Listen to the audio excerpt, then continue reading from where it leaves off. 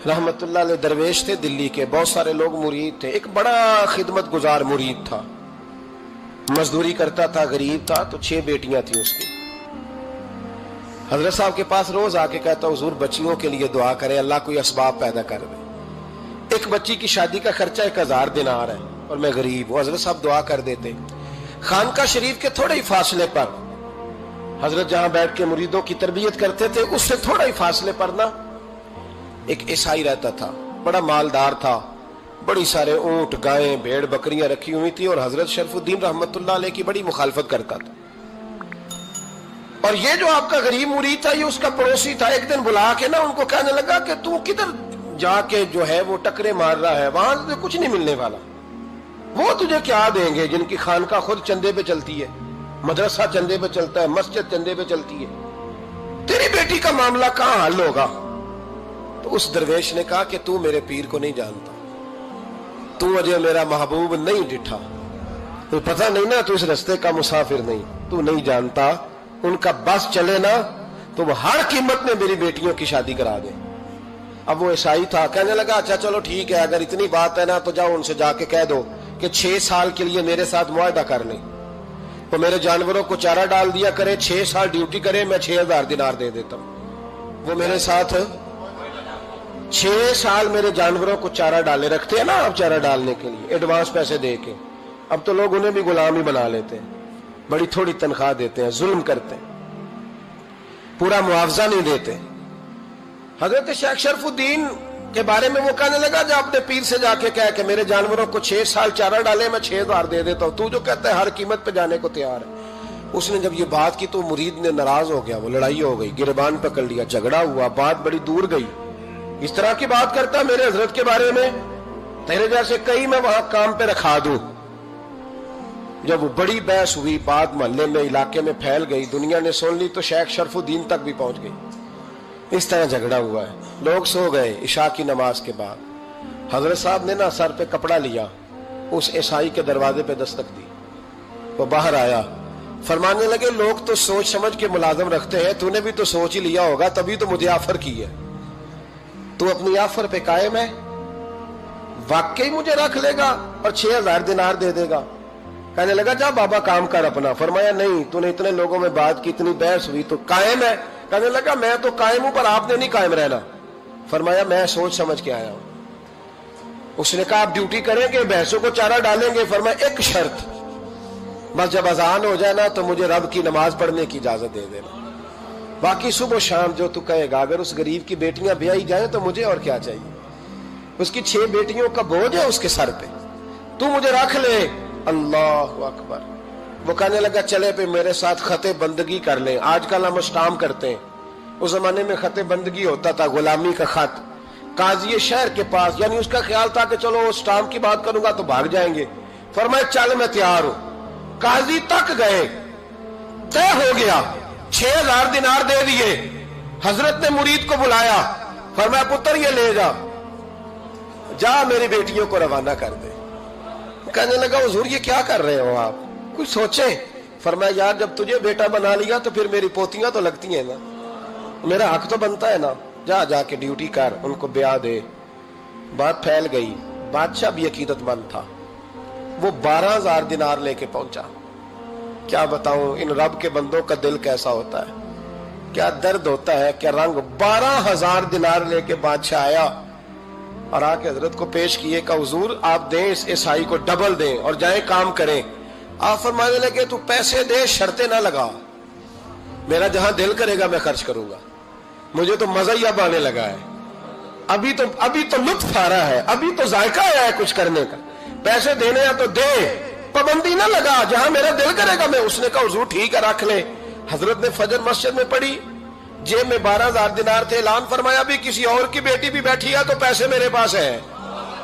वो 12000 दिनार भी बांट दिया, और 12000 दिनार बांट के ना तो फिर चले गए खेत में चारा काटने। उस ईसाई को किसी ने बतलाया कि उनके पास तो 12000 आया है, पर तुझसे जान नहीं छुड़ाई उन्होंने, वादा ये हुआ था कि 6 देंगे तो जाएंगे, जब तक देंगे नहीं तेरे घर में काम करेंगे। वो ना चारा काट रहे थे, हजरत साहब तो वहां पहुंच गया, दूर जाके खड़ा हो गया, कहने लगा बाबा پہلے تو میں نے مسلمانوں کے اخلاق سنے تھے، اب تو میں نے دیکھ بھی لیے، پر یہ بتا جب 12,000 آیا تھا جان کیوں نہیں چھڑائی؟ تو حضرت چارہ کاٹتے کاٹتے رو پڑے، فرمانے لگے تو نہیں نہ جانتا یہ بیٹیاں سانجی ہوتی ہیں، پتہ نہیں نا؟ میرے رسول پاک نے تو حاتم تائی کی بیٹی کے سر پہ کپڑا رکھ کے کہا تھا بیٹیاں برابر ہوتی ہیں، تو یہ نہیں پتا جب اس کی 6 بیٹیوں کی شادی ہوئی ہے میرے اندر روحانیت کتنی بڑی ہے۔ فرمایا پھر 12,000 آیا ہے تو 2-4 بچیاں پھر گئی ہیں، تو یہ نہیں پتا میں اندر سے راضی کتنا ہوں، میں تیری نوکری کرتا رہوں گا، پتہ نہیں اللہ کتنی بیٹیوں کو بیاہ دے گا۔ اتنا رویا وہ عیسائی کے پیروں میں بیٹھ گیا، کہنے لگا بابا میں نے تیری مخالفت کی ہے پر تیرے قریب آ کے پتہ چلا ہے کہ تو بہت اونچے اخلاق کا مالک ہے، اور اگر تیرا یہ مقام ہے تو تجھے اخلاق سکھانے والے محمد عربی کی شان کتنی ہوگی۔ ظالم کی بولیے جاتے نہیں لوگ جھوٹے گواہ بن کے، وکیل صاحب کو نہیں پتا ہوتا کہ یہ بندہ مجرم ہے جو میرے پاس آیا، کیا مجرموں کے وکیل نہیں ہوتے؟ بولے تو اس کو پتہ نہیں ہوتا وکیل صاحب کو کہ یہ صاحب مجرم ہے، میرے پاس مقدمہ لے کے آئے، اور اگر بے ادبی نہ ہو جائے تو میرا خیال ہے قاضی عدالت کو بھی پتا ہوتا ہے کہ مجرم کون ہے اور مظلوم۔ میرے نبی پاک صلی اللہ علیہ وسلم نے اس قدر زیادہ سختی فرمائی اس مسئلے میں، فرمایا جس کو پتا تھا کہ فلاں آدمی ظالم ہے، ظلم کر رہا، پھر وہ ظالم کا گواہ بنا یا اس نے ظالم کی مدد کی، کتنی کی؟ شارحین لکھتے ہیں چاہے اس نے ایک جملہ بول کے کی، چاہے ایک، سارے بولیے، چاہے ایک غریب کو اس نے ظلم کیا تو کہتے ہیں علاج یہ سی، چاہے ایک جملہ بول کے کی، شارحین اس حدیث کی شرح میں لکھتے ہیں ایک جملہ بول کے چاہے مدد کی، جس بندے نے کسی ظالم کی مدد کی کسی مقدمے میں یا کسی صورت میں اور اسے پتا تھا یہ ظالم ہے، میرے نبی پاک صلی اللہ تعالی علیہ وسلم فرماتے ہیں اگر اس نے مدد کی، ابھی ظالم کی بات نہیں ہو رہی، ظالم کے مددگار کی بات ہو رہی، اگر کسی نے ظالم کی مدد کی تو حضور فرماتے ہیں خدا بھی اس سے بری و ذمہ ہے، رسول بھی اس سے بری و ذمہ ہے۔ سنبھال کے رکھے اپنی نمازیں، قربانیاں، حج، زکوٰۃ سنبھال کے رکھے۔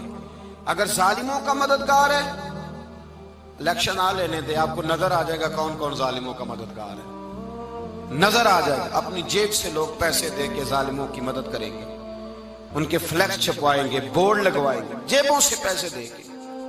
ہم نے خود آگ لگائی ہے چمن میں اپنے، بے سبب گردشی ایام کو الزام نہ دو، ہم نے خود نور کا ظلمت سے کیا ہے سودا، کر کے توہین سحر شام کو الزام نہ دو۔ ظالموں کے مددگار میدان میں آ گئے، یہ چھوٹا لفظ نہیں، میرے حبیب پاک صلی اللہ علیہ وسلم نے فرمایا جو ظالم کا مددگار ہے سن لے جو سجن کے ساتھ کچہری جاتا ہے، وہ یاد رکھے جو دوست کا گواہ بنتا ہے، وہ یاد رکھے جو کہتا ہے میں مانگی گیا تھا، مجھے بلایا گیا تھا قبضہ چھڑانے کے لیے کسی غریب بیوہ کی جائیداد پہ، کب وہ سن لے تو مدد کر کے نہیں آیا، تو خدا کے ذمے سے نکل گیا۔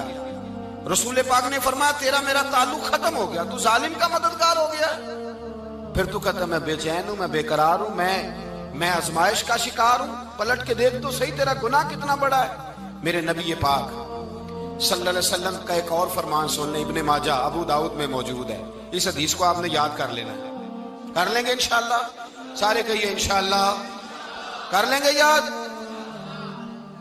حضور صلی اللہ علیہ وسلم نے فرمایا اگر تو ظالم کی مدد کرے گا نا، یہ لفظ دل کی تختی پہ لکھ لینا، یہ مکافات عمل ہے، مکافات عمل دنیا، ادھر کرو گے تو ادھر بھرو گے۔ فرمایا اگر تو کسی ظالم کی مدد کرے گا، سن لے حضور کا فرمان ہے، اگر تو ابن ماجہ ابو داؤد سیاہ میں موجود ہے، فرمایا اگر تو کسی ظالم کی مدد کرے گا تو رب تعالیٰ مرنے سے پہلے پہلے تیرے اوپر بھی ظالم کو مسلط کر دے گا، تیرے اوپر بھی ایک دفعہ ظلم ضرور ہوگا اگر تو ظالم کی، وہ کسی صورت میں بھی ہو سکتا ہے، کسی صورت میں تیرا بیٹا ہی اٹھ کے ظلم کر دے گا، تو الجھ جائے گا، کسی نہ کسی جگہ تیرے لیے تباہی کا سامان ہوگا، تیرے اوپر ظلم ہوگا، اس لیے کہ تو ظالموں کا مددگار ہے۔ چاہیے یہ تھا کہ تو مظلوم کی مدد کرتا، انسانی ایمانی یقین کا فریضہ سر انجام دیتا، تو ظالموں کا مددگار ہو گیا۔ ٹٹول کے دیکھ لیں، رزلٹ نکال کے دیکھ لیں، ہمارے زمانے میں ظالموں کے مددگار زیادہ ہیں، اتنی لمبی زبانیں نکال کے ظالموں کی مدد کرتے ہیں، بڑے بڑے کالم نویس اللہ نے انہیں قدرت دی لکھنے کی، تو اپنا قلم ظالموں کی مدد میں خرچ کرتے ہیں۔ وہ لوگ جن کو اللہ تبارک و تعالیٰ نے قدرت دی، ہمت دی، طاقت دی، کچھ لوگ ان کے حلقہ احباب میں، وہ اپنے لوگوں کو استعمال کر کے ظالموں کی مدد کرتے ہیں، ظالموں کی مدد کرتے ہیں۔ میرے نبی کریم سید عالم نور مجسم صلی اللہ علیہ وسلم نے فرمایا، اگر تو نے ظالم کی مدد کی تو جب تک تو توبہ نہیں کرے گا رب تجھ سے ناراض ہی رہے گا۔ اللہ تجھ سے، او بھائی جس سے رب بھی ناراض ہو گیا، نہ کھانا نہ پینا نہ سونا نہ جاگنا نہ نیند، پھر تیری ہر چیز تیرے لیے آزمائش ہو جائے گی، پھر تیرا سایہ بھی تیرے لیے خوف کا سامان بنے گا، پھر زندگی جیتی جاگتی لاش بن جائے گی، تو اپنے کندھوں پر اپنی میت اٹھائے پھرے گا جب تو ظالم کا مددگار ہوگا۔ اور نبی پاک صلی اللہ علیہ وسلم نے فرمایا ظالموں کا مددگار بھی ظالم ہوتا ہے، ظالموں کا مددگار بھی، سارے بولے ظالموں کا مددگار بھی نہیں، کو نہیں، آپ سارے نہیں بولے، ایک دفعہ بولے ظالموں کا مددگار بھی، پکی بات ہے، ظالموں کا مددگار بھی۔ اللہ اکبر، جس کا یارانہ ہو، جس کا دوستانہ ہو، جو کہے میں نے نا اس کو اوکھے ویلے کے لیے ظالم کو یاد رکھا ہوا ہے۔ کبھی مشکل میں رکھے نہیں ہوئے لوگوں نے ظالم دوست، کہتے میں نے رکھے ہوئے ہیں، بلکہ ہمارے دیہات میں تو کہتے ہیں میں نے بازو بنائے ہوئے ہیں۔ کس کو بازو بنا لیا؟ ظالم بھی کبھی بازو ہوتا ہے، جو ظلم کی تلوار لیے میدان میں کھڑا ہے۔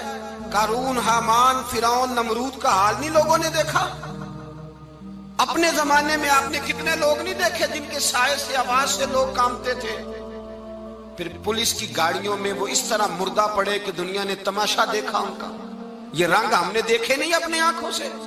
فرمایا ظالم کا مددگار بھی، جو کار میں بٹھا کے لے کے گیا وہ بھی ظالم، جس نے چائے پلائی وہ بھی، جس شخص نے کھانا کھلایا وہ بھی، جو کچہری تک ساتھ گیا وہ بھی، جس نے فلیکس کے نیچے، بڑے شرابی کے نیچے چھوٹی اپنی فوٹو لگائی وہ بھی، جو ووٹ کی پرچی ڈالنے گیا وہ بھی۔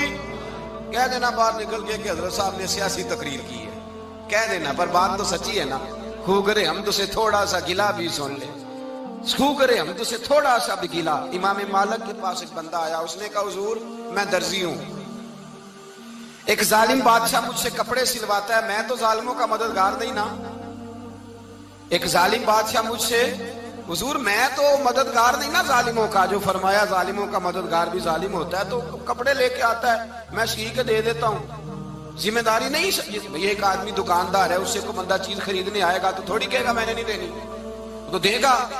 کوئی بندہ اگر کسی شخص سے کوئی کام کہتا ہے جو اس کی فیلڈ ہے، اس کا شعبہ ہے، اس کا معاش کا وہ سلسلہ ہے، کہتے ہیں یا رسول اللہ صلی اللہ علیہ وسلم ظالموں کا مددگار بھی ظالم، حضور نے فرما دیا۔ تو امام مالک سے بندے نے مسئلہ پوچھا، دل کی تختی پہ لکھنے والی باتیں ہیں، کہا حضور میں درزی ہوں، ظالم کپڑے سلواتے ہیں، میں تو مددگار نہیں نا۔ امام صاحب کہنے لگے نہیں، مددگار تو وہ ہوگا جو تجھے سوئی دھاگا فراہم کرے گا، تو پورے کپڑے سی کے دیتا ہے، تو خود بہت بڑا ظالم ہے، تو پورے سوٹ سی کے دیتا ہے، تو بہت بڑا ظالم خود ہے۔ مددگار تو وہ ہوگا جو تجھے دھاگا دے گا، جو تجھے بٹن دے گا، جو تجھے نلکی دے گا۔ جو ظالم سے اتنی نفرت، ظلم کر کے بندہ آئے، یہاں تو ہمارے زمانے میں ہیرو بن جاتے ہیں لوگ، ظالم ہیرو ہے، لوگ اس سے ڈرتے پھرتے ہیں، گھومتے پھرتے ہیں، اور بہت سارے کم مزاج لوگ اس کے پیچھے ہاتھ باندھ کے پھرتے ہیں۔ ظالموں کی مدد کرنا، ظالموں کے ساتھ رہنا، یہ ظلم ہے، ظلم، یہ زیادتی ہے۔ میرے نبی پاک صلی اللہ تعالی علیہ وآلہ وسلم نے ارشاد فرمایا، یاد رکھو رب فرماتا ہے میں مظلوم کی مدد ضرور کروں گا، چاہے جلدی کروں چاہے دیر سے کروں، میں مظلوم کی مدد۔ اور حضور صلی اللہ علیہ وسلم نے فرمایا ہے، حضرت معاذ بن جبل کہتے ہیں حضور نے مجھے یمن کا گورنر بنایا، جب میں جانے لگا نا تو حضور نے بڑی نصیحتیں کی، بخاری میں موجود ہے، فرماتے ہیں جب میں پلٹنے لگا تو میرے رسول نے فرمایا معاذ ایک منٹ ٹھہر جا، ایک بات میری یاد رکھنا، اس کو نہ بھولنا۔ کہا حضور کیا؟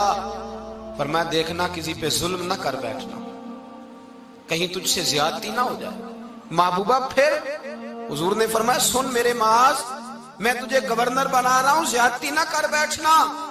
یا رسول اللہ صلی اللہ علیہ وسلم کیا ہوتا ہے؟ تو میرے کریم نے فرمایا جب مظلوم دعا کے لیے ہاتھ اٹھاتا ہے تو عرش کا مالک کہتا ہے فرشتوں پیچھے ہٹ جاؤ، عرش کا مالک کہتا ہے فرشتوں پیچھے ہٹ جاؤ۔